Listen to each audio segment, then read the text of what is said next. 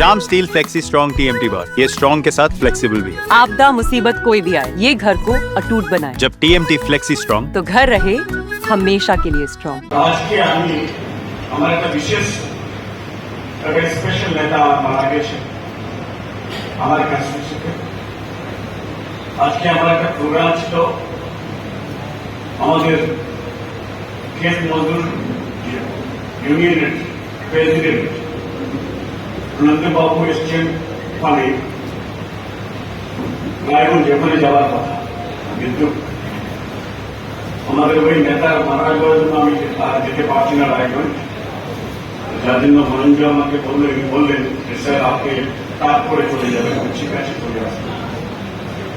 আজকে আমি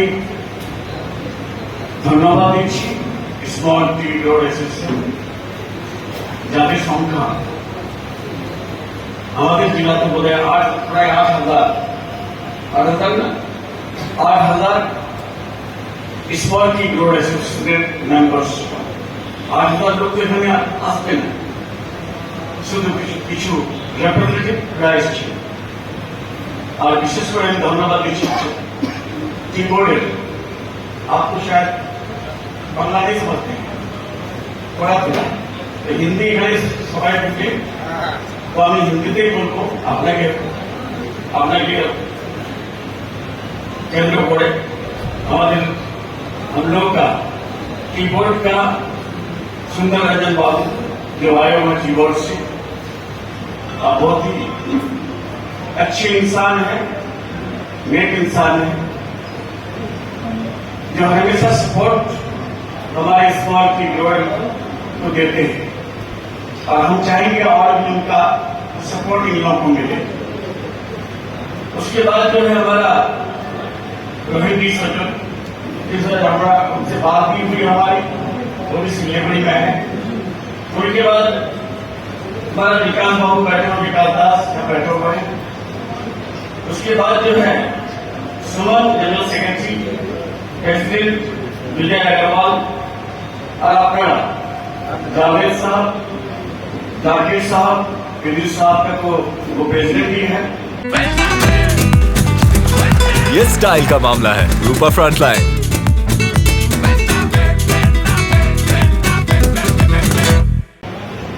आप लोग सारे लोग बहुत वक्त कीमती वक्त निकाल करके यहाँ आए। कहावत है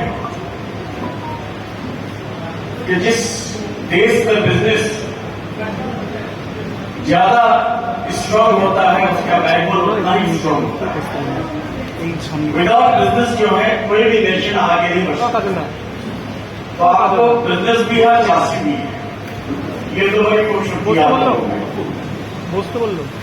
हाँ, एक बात मैं जरूर कहूंगा, हमारा माननीय मुख्यमंत्री अभी सम्राट बोल रहा था कि 2-3 साल पहले कोई समस्या हुआ था, हमारी मुख्यमंत्री यहाँ आई हुई थी।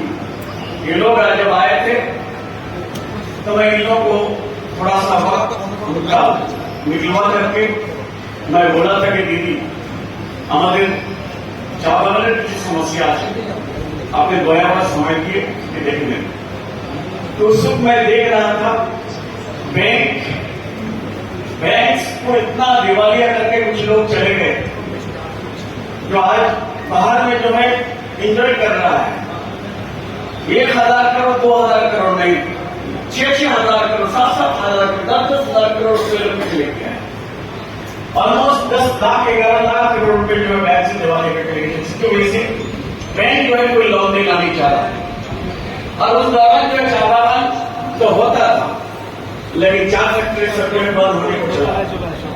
फिर दीदी हमारी दीदी जो है हमारे मुख्यमंत्री लोगों को बैंक को पूरा कॉस्ट करके या समझा करके जो है वो बैंक लोन हो कि फैक्ट्री के लिए या फिर और कोई सुविधा हो देने की प्रयास किया था।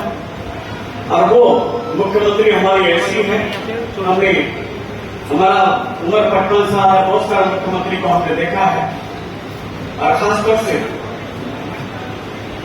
हम एक मुख्यमंत्री तारीफ कर रहे थे हमारे मुख्यमंत्री के बाद, हमारे मुख्यमंत्री के बारे में, साउथ का तत्कालीन मुख्यमंत्री चीफ मिनिस्टर।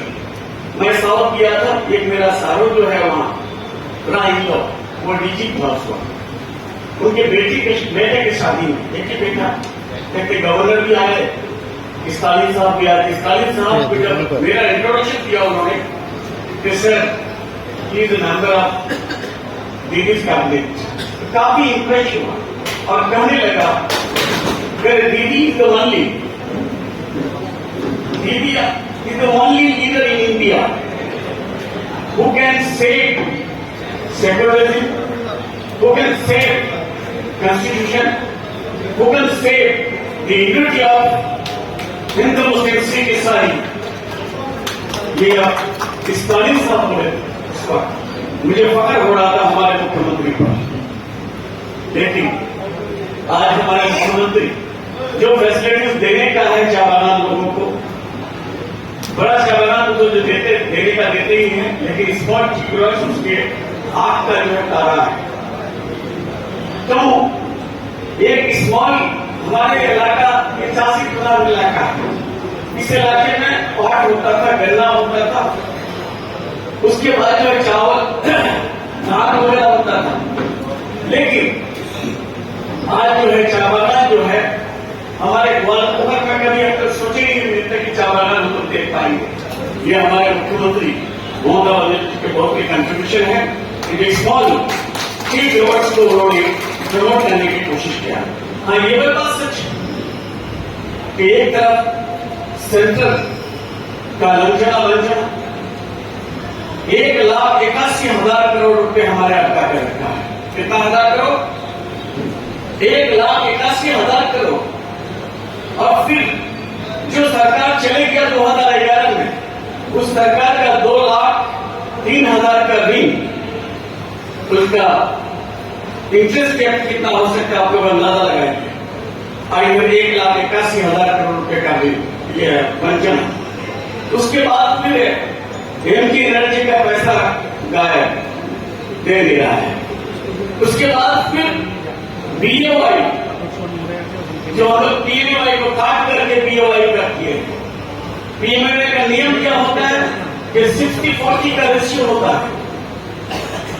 और राजेश साहब आप थोड़ा ध्यान से सुनिएगा, 60-40 का रेशियो है।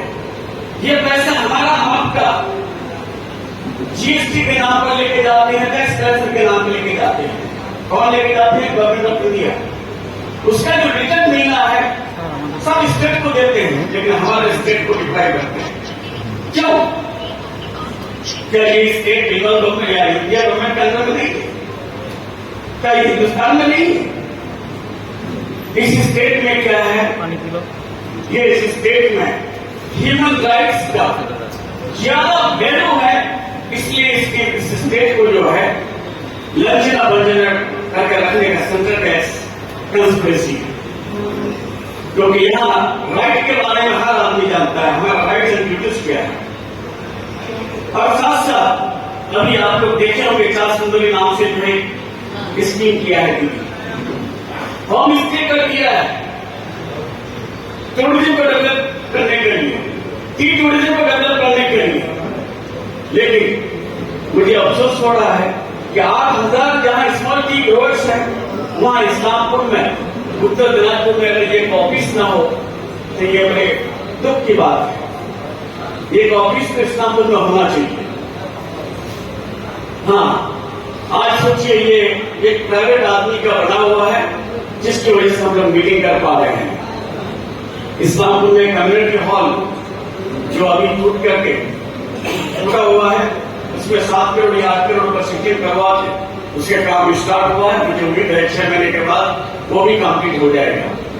लेकिन सवाल होता है कि हम सेंट्रल गवर्नमेंट से कम से कम आप कीबोर्ड से इन लॉ के लिए थोड़ा ऊपर से भी कुछ लाने की कोशिश कीजिए। हमारी स्टेट गवर्नमेंट का क्या क्या है, सारे टी ग्रोवर्स बैठे हुए हैं, ये लोग खुल के बताएंगे। हमको बताना अच्छा नहीं लगता है कि हम लोग देते हैं, हम कैसे बताएं। जो पाता है, जिसको मिलता है, उनको सोचना चाहिए।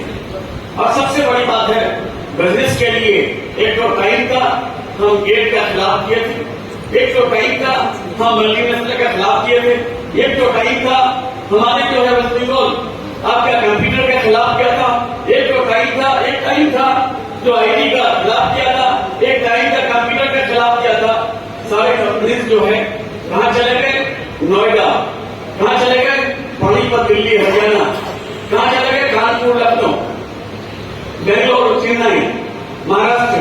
हमारे बंगाल में जो है हम लोग कोई कंपनी को आने दिया नहीं उस वक्त, जिनकी वजह से हमारा बिजनेस जो है, और यहाँ की जो कंपनी आती पहले से, और माना जाता है इंडिपेंडेंस से प्री इंडिपेंडेंस, अगर इंडिपेंडेंस से पहले देखा जाए तो हिंदुस्तान का नहीं पूरी दुनिया का हब जो है, बिजनेस का हब कलकत्ता होता था, मुर्शिदाबाद होता था। जब आज से 300 साल पहले जीडीपी जो होता था कितना? 27%, 28%।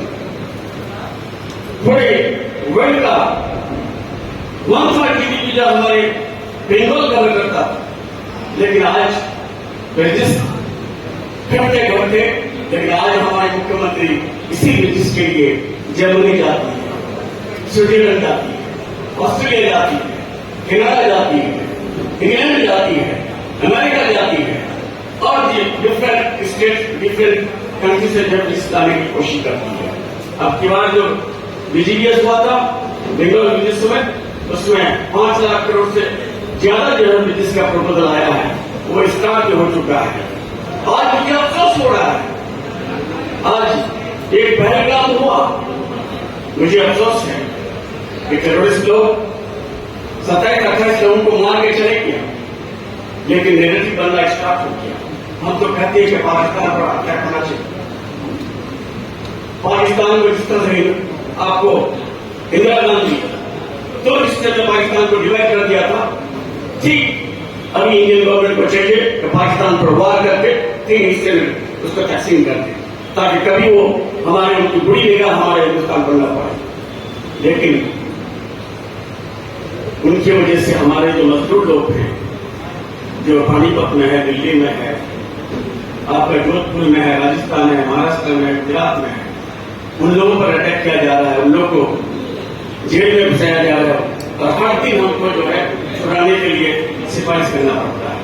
हमारे दीदी को बोलना पड़ता है, हमारे डीजीपी को, हमारे एडीजी लॉ एंड ऑर्डर को, उस स्टेट का डीजीपी से बात करना पड़ता है। एक इस तरह का कंसेप्ट आ गया है। इस कंसेप्ट से हमको उठने की कोशिश होनी चाहिए। हिंदुस्तान एक सेकुलर देश है, हिंदू मुस्लिम सिख ईसाई सबका हिस्सा बराबर है, सब लोगों को रहने का यहाँ हक है, और कोई ये कहते कि मेरा हिंदुस्तान है, ये कहते जो है माना नहीं जा सकता। हिंदुस्तान सब कम्युनिटी का सब है, ये हिंदुस्तान है।